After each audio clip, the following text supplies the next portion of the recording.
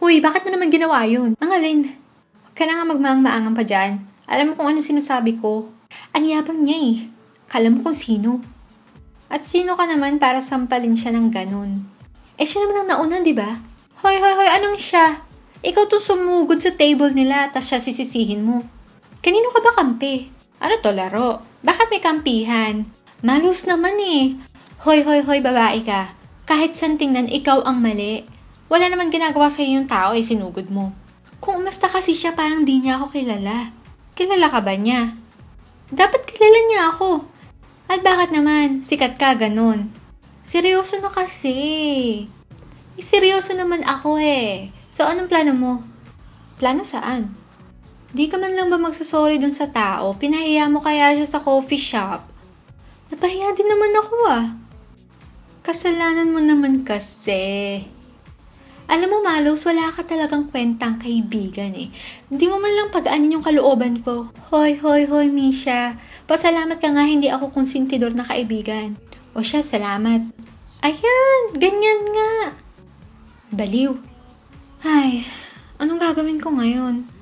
Mag-sorry ka. Kay Chase? Hindi, sa akin. Syempre kay Chase, ano ba? Paano?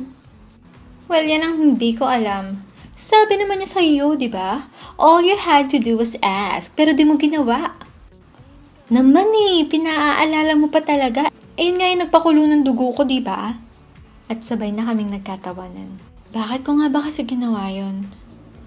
Nung unang beses namin magkita, sinipa ko siya. Pangalawang beses, pinahabol niya ako. So quits na, di ba? Pangatlong beses namin magkita, sinampal ko siya. Paano kaya siya gaganti sa sunod? O gaganti nga kaya siya? Makalipas ang ilan pang linggo, ay parang unti-unti ko nang nakakalimutan ang nangyari sa coffee shop. Isang araw sa may supermarket kung saan ako lagi namimili ng groceries and basic needs ko. Miss, sira yung credit card reader namin eh, cash lang muna. Naku, sorry ate, kulang kasi cash ko eh. Magbawas ka na lang muna ng pinamili mo. Kailangan ko lahat yan ate. Pasensya na talaga miss, pero di talaga pwede ang credit card ngayon. Lahat pa ng counter nyo ay sira ang credit card reader? Oo eh. Oy, kami muna pa ako. Naku, saglit lang po. Miss, cash lang o magbawas ka dyan sa mga kinuha mo para maayos na natin. Eto na ate, saglit lang. Ang sama naman ng timing, sobrang kailangan ko to lahat eh, tapos nagmamadali pa ako. Miss, matagal pa ba? Konting konsiderasyon naman dyan. Saglit na lang po. Miss, pasensya na ha, pero umalis ka kaya muna sa pila kung di mo pa alam ang gagawin mo. Kunti na lang ate, promise. Natataranta na ako sa pagpili ng item na tatanggalin ko sa basket nang may lumapit at kinausap ang cashier. Ate, ito na. Natigilan ako sa aking nakita. Si Chase. Pinayaran ng pinamili ko at mabilis na umalis. Hindi man lang ako tinignan o kinausap. Ay miss, okay na. Bayad na. Eto, may sukli ka pa. Ha? Hoy, miss, inalis ang kasama mo. Pagmadali ka na dyan. Iwan ka na ata ng kasama mo, oh.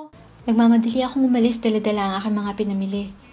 Hinanap ko siya pero di ko na siya nakita. San ba kasi agad sumuot ang lalaking yun? Ang bilis ng tibok ng puso ko ng mga oras na yun. Magkahalong kaba, inis, at pagtataka ang aking nararamdaman. Ito na ba yung ganti niya? Ang weirdo niya talaga. Pagkarating ko sa apartment ko ay wala na akong ibang naisip pang gawin kundi tawagan si Malos na ng mga oras na yun pala ay nasa isang client meeting.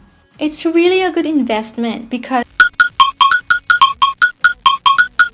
Oh, I'm sorry, I just have to take this call but think about my offer, sir. Hoy, alam mo bang nasa client meeting ako? Hindi eh, sorry. Pero ngayon alam ko na. Gaga. Bakit ba? At bilisan mo pwede? Nakita ko si Chase. Talaga? Paano? Nag-sorry ka na ba? Hindi eh. Medyo mahabang kwento. Kaya, save it for later. Meet me at Jane's Cafe in 2 hours. Wrap up ko lang tong meeting ko, okay? Bye. Hello? Hello, Malos? Ba yun? Binabaan ako? Kala ko'y limon na